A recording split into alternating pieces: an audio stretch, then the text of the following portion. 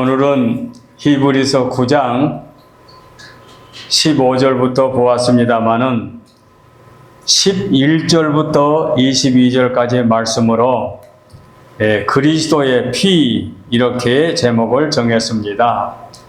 그리스도의 피, 예수 그리스도의 보혈, 이렇게 생각하면 이해가 쉽게 될 줄 압니다.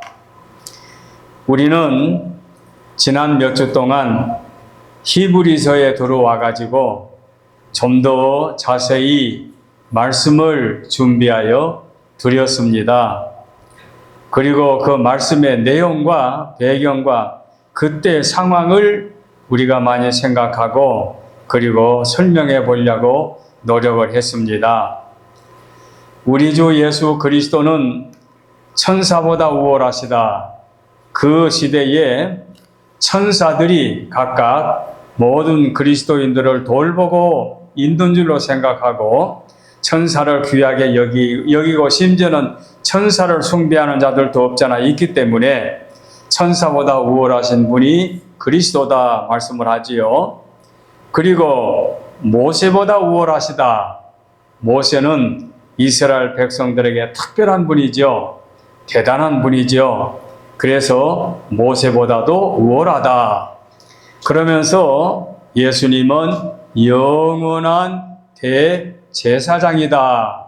이렇게 말씀을 전개해 나가며 설명해 드렸습니다.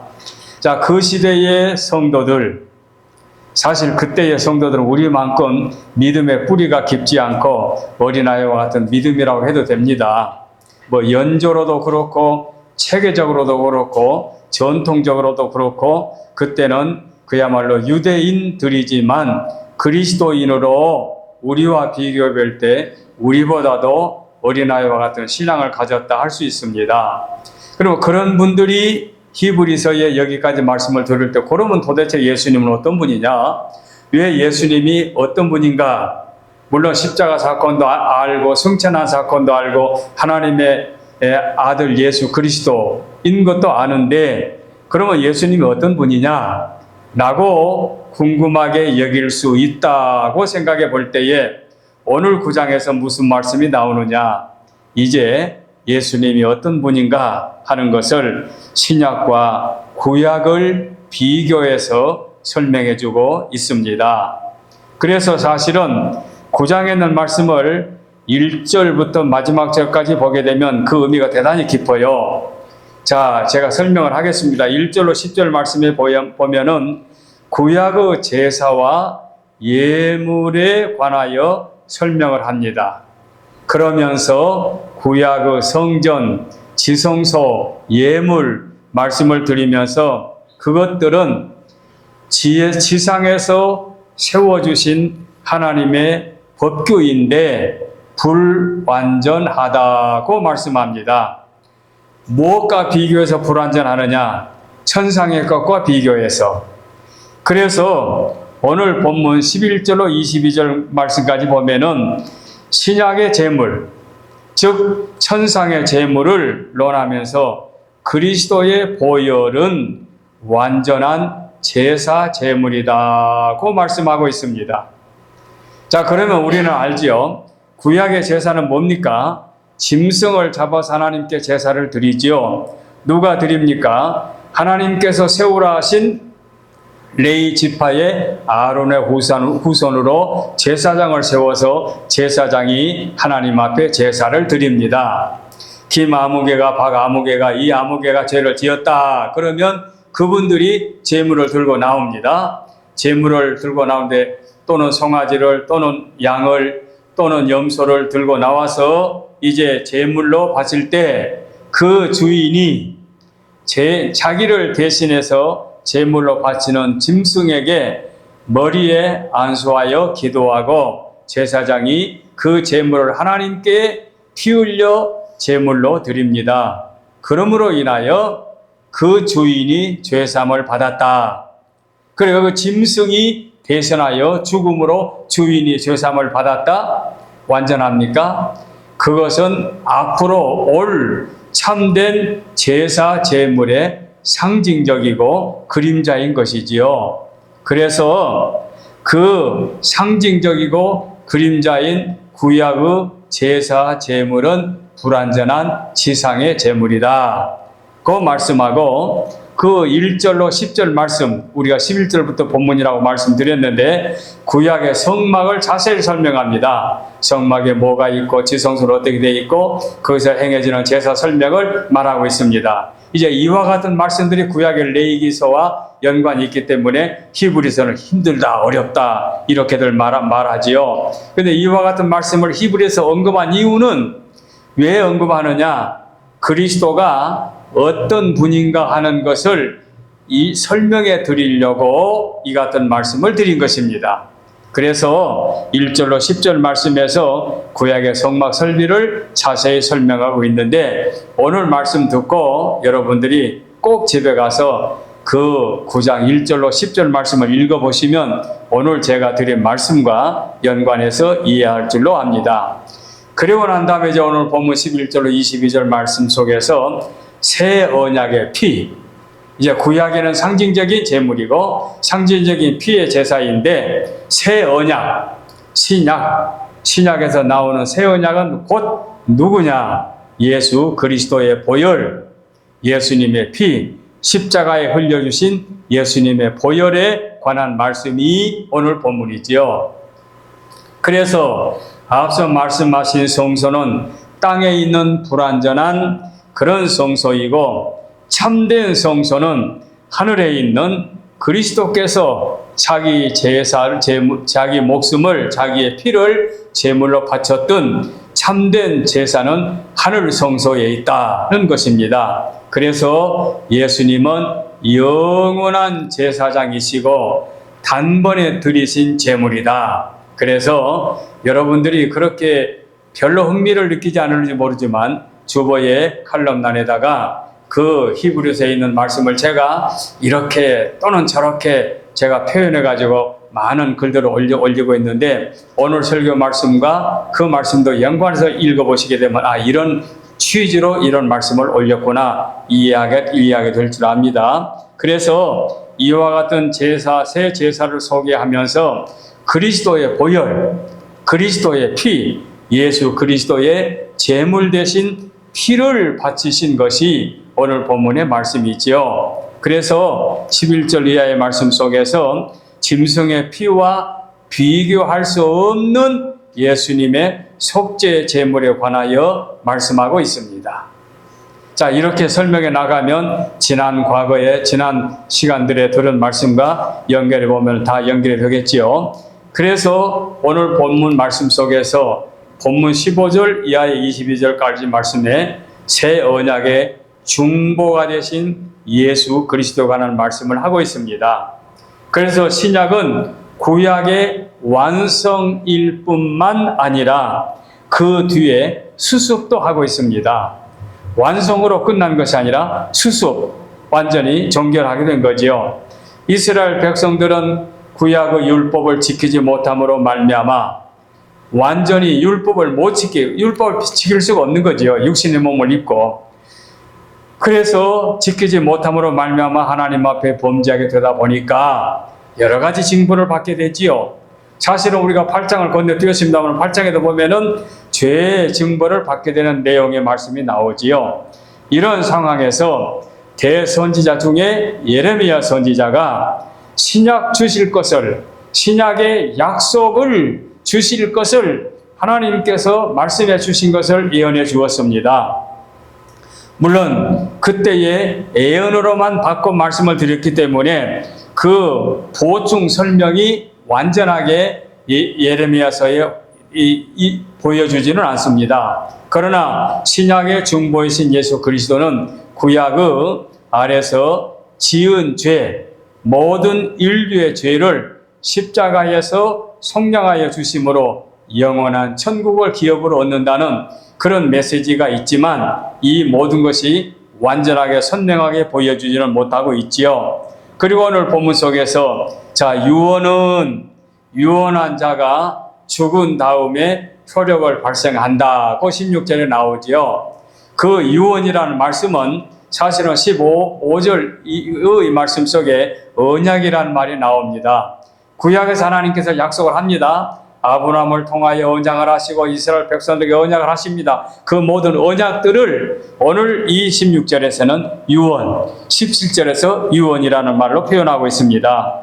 그래서 이 언약은 유언하는 자가 살아있는 동안에는 효력을 발생하지 않고, 이 말씀은 예수 그리스도가 이 땅에 오셔서 십자가에 못 박혀 죽으시기 전에는 효력을 발생하지 않고, 그 말입니다. 그리고 예수님이 오셔서 십자가에 죽으심으로 피 흘려 다 이루었다고 선포하시고 성전의 휘장이 위에서 밑으로 갈라짐으로 말미암아 이 효력을 발생하게 된 거지요. 그래서 유언은 유언한 자가 죽은 후에 효력을 발생한다는 말씀이 그런 뜻입니다. 그래서 구약의 첫 언약도 짐승의 제물, 피를 흘려서 짐승의 제물로 죄사함을 받도록 하나님이 율법을 허락해 주신 거지요. 그래서 모세 율법대로 송아지와 염소의 피, 곧 짐승의 피로 백성들에게 죄사함을 받게 하지 않았습니까? 그리고 백성들 중에서 대제사장들도 사람들이지요. 그래서 구약에서는 제사장 자신의 죄를 대신하여 제사를 드리고, 자기 가족들을 대신하여 제사를 드리고, 자기 온 이스라엘 백성들의 죄를 대신하여 제사를 드리는 것이 제사장들의 직무였습니다.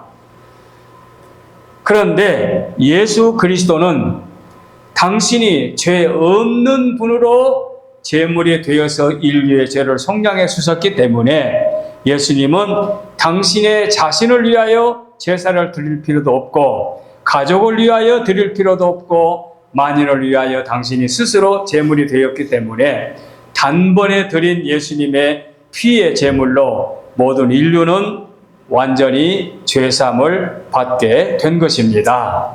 자, 이와 같은 얘기는 구약 성경에 자세히 나오고 있지요. 자, 한 가지만 예를 들어보세요. 이스라엘 백성들이 애굽에서 400년이 넘도록까지 종살이하며 고생을 했는데 하나님이 그 백성을 불러냅니다. 그런데 불러낼 때에 하나님이 하시는 일이 참 오묘하고 신비해요. 10가지 재앙을 내립니다. 10가지 재앙을 내리는데 10가지 재앙을 내릴 때에 바로의 마음을 강팍해 하면서까지 10가지 재앙을 이어지게 됩니다. 그 중에서 보세요. 첫 번째 재앙이 뭡니까? 물이 피가 되는 재앙을 내리게 되지요. 여기는 의미가 깊어요. 자, 물이 피가 된다. 이스라엘 백성들이 그 애굽에서 나올 때 첫 번째 재앙이 피의 재앙이었습니다. 그 피의 재앙은 이스라엘 백성들이 애굽에 사는 동안 그 백성들을 비롯한 애굽의 피의 재앙은 재앙이지만 그 재앙을 통하여 결국은 뭐가 됩니까? 이스라엘 백성은 자유롭게 되는 거지요. 그 다음에 마지막 재앙이 뭡니까? 양을 잡아서 고기를 먹고 양의 피를 문설주에 발라 놓으면 그 피가 묻은 집은 재앙이 넘어간 거지요. 재앙이 유월한 거지요. 그래서 이스라엘 백성들은 문설주에 문인방에 피를 발라 놓음으로 재앙을 면하게 된 것입니다. 장자의 죽음을 피하게 된 것입니다. 그러나 그것이 곧 애굽 사람들에게는 뭐가 됩니까? 장자의 죽음을 당하는 재앙을 당하게 된 거지요. 그게 뭘로 인하여? 피로 인하여. 그 피가 누구의 피입니까? 그때는 그림자인 짐승의 피, 곧 이스라엘 백성들을 대신하여 양들이 죽어주고 그 피로 인하여 재앙을 면하게 된 것입니다. 그 피가 오늘 본문 속에서 예수 그리스도가 십자가에 못 박혀 죽으심으로 인류가 죄에서 구속함을 받았다는 것입니다. 그러니 성경의 66권이 얼마나 놀랍습니까? 사복음에서 자세히 나오지요. 복음서의 저자들이 각각 다르지요. 바울 사도가 말씀을 했지요. 그리고 오늘 본문 히브리서에 또 이렇게 말씀하고 있죠. 무엇을? 그리스도의 보혈이 인류를 죄에서 구원해 주셨다고. 바로 이것입니다. 제가 어렸을 때는 피의 제사 할 때는 거부감이 들었어요. 왜 그러느냐? 단순한 어린 시골 소년으로 생각하고 오해는 없기 바랍니다. 제가 어렸을 때에 코피를 많이 쏟았습니다. 저는 껐듯하면 병원을 많이 알았어요. 그냥 며칠에 한 번씩 병을 알아가지고, 그래 병석에 누워가지고 고통을 당하고 며칠 있으면 또 회복이 되면 또 이제 일어나서 활동하고, 그러면서 아파 있는 동안에 회복이 될 때는 제가 좀 알아요. 아, 이제 오늘 지나면 낫겠다. 그러면 그 어릴 때에 뭘 보니? 이제는 다시는 아프지 말아야지. 그러나 내 마음대로 됩니까? 그러면서 코피를 참 많이 흘렀어요. 코피를 많이 쏟았기 때문에 저는 피하게 되면은 굉장히 그냥 거부감이 들어요. 아주 무서워요. 그렇게 살아왔어요, 살기를. 그렇기 때문에 지금도 뭐 잔인한 칼로 찌르는 그런 피 흘리는, 그리고 짐승들도 잔인한 그런 그 장면은 별로 그렇게 좋아하지 않습니다. 그러면서 이제 신앙생활을 하게 되고, 이렇게 신학을 하면서 피의 제사, 이 피의 제사, 그러면서 거룩한 예배, 거룩한 제사, 하나님의 거룩하신데 우리 백성들도 하나님 앞에 범죄하지 않고 거룩하자. 범죄지 않고 거룩한 것은 이해가 되는데 피의 제사, 거기는 굉장히 제가 그 마음속에 편치가 않았어요. 피하면은 비린내가 나고 그 색깔도 붉고. 그런데 제가 이렇게 나이가 들고 이제는 세상 떠날 때가 멀잖아. 이제 이렇게 진리를 깨닫고 보니까 성경에 기록된 전체 말씀이 창세기부터 계시록의 말씀에 피의 제물이라는 게 이런 깊은 뜻이 있었구나. 피 자체, 피가 생명이다. 그 생명은 누구의 생명이냐? 죄 없는 하나님, 죄 없는 창조자, 죄 없는 성자, 죄 없는 예수님이 인류의 죄를 구속해 주시려고 이 땅에 오셔서 육신의 몸을 입고 십자가에 못 박혀 피 흘려 죽으심으로 예수님이 우리의 죄를 속량해 주셨다. 이 부분을 바로 깨닫고 나서 얼마나 고맙고 얼마나 감사하고 얼마나 아름다운 성경의 말씀인지를 새삼스럽게 깨닫고 삽니다. 오늘 이 시간에 우리는 금년도 후반기 성만찬 예식을 거행합니다. 무엇을 기념하면서? 예수 그리스도의 살과 예수 그리스도의 피를 기념하면서 참여합니다. 그러면서 히브리서를 우리가 이렇게 연속으로 묵상하면서 9장의 말씀을 오늘 본문으로 정한 것은 그리스도의 보혈, 그리스도의 피, 예수 그리스도의 몸과 피를 이렇게 기념해서 오늘 본문을 이렇게 묵상하게 된 것입니다. 예수님의 몸과 피는 단번에 영원한 속죄를 이루어 주셨습니다. 양심으로 죽은 행실에서 깨끗게 하고 살아계신 하나님을 섬기게 합니다. 우리가 감히 우리의 노력으로 하나님을 섬길 수 없어요. 우리가 오해한 거 보면 참 어리석게 오해를 하지요. 오해할 것이 아니라도 오해하는 수가 얼마나 많습니까? 답답할 때가 많지요. 인간이기 때문에 그렇습니다. 그런데 하나님께서는 그런 어리석은 인간을 구원해 주시려고 다 제쳐놓고 인간 세상의 모든 것을 다 내려놓고 하늘 보좌에서 죄 없는 예수님, 창조주 예수 그리스도를 이 땅에 육신의 몸으로 오셔서 그 오실 때부터서 생명의 위협을 느끼고 애굽으로 피난을 가게 하시고 어린 날 그렇게 가난하게 고생하며 목수의 집에서 자라게 하시고 그 예수님이 십자가에 못 박혀 죽으심으로 하나님의 언약의 말씀을 성취시켜 주신 나의 주, 나의 하나님을 우리가 이렇게 믿고 있습니다. 죄사함을 받았습니다. 이제 우리는 이 말씀을 굳게 믿고 다짐하고 살기 때문에 이 세상에서 가장 소중한 것을 우리는 소유하고 있습니다. 이제 우리가 마실 잔과 우리가 먹을 떡은 예수님의 살과 예수님의 피를 기념하여 먹고 마십니다. 오늘은 복음서도 아닌 고린도전서 11장의 말씀도 아닌 이 히브리서의 말씀을 가지고 감히 그리스도의 보혈에 관하여 말씀을 드렸는데 이 말씀은 구약에서부터 뿌리를 두고 우리에게 보여주신 그림자로 암시적으로 보여주시고 상징적으로 보여주신 것을 이렇게 확실하게 당신 그 시대의 그 로마의 학경 속에서 자기 목숨의 위태로움을 무릅쓰고 자기 이름도 밝히지 않고 히브리서를 기록하면서 흔들리는 그리스도인들에게 이 귀한 진리를 알려주기 위해서 이렇게 이름도 저자 이름도 밝히지 않고 이 말씀을 하면서 그리스도의 보혈에 이 진리한 말씀을 남겨주었습니다. 이 소중한 말씀을 간직하시고 마음에 품고 오늘도 내가 지금 나를 대신하여 죽어주신 예수님의 살을 내가 입으로 먹는다.